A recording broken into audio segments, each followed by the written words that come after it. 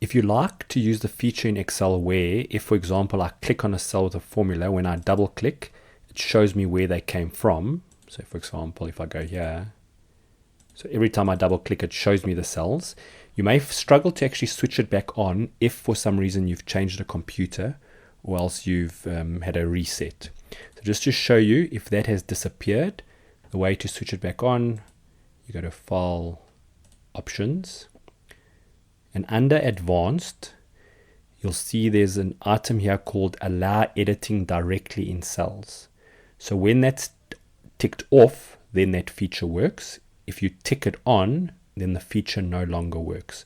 So it's a bit of an obscure name, but it's the Allow Editing Directly in Cells. I'm just going to say cancel because that's the way we like it. Just realize that when you double click, it shows that. We prefer rather to use the trace precedence. And the reason we prefer it is, for example, when you've got a link to another sheet, when you double click, it just takes you to the first one. But you can't really, without remembering where to go to the second one. If we want to go back to the cell, we go F5, enter. Our preference is you use trace precedence. It gives you this line, you double click on it, and it gives you the options of which one you want to follow. So I can follow the second one, and you'll see it takes me to the second cell.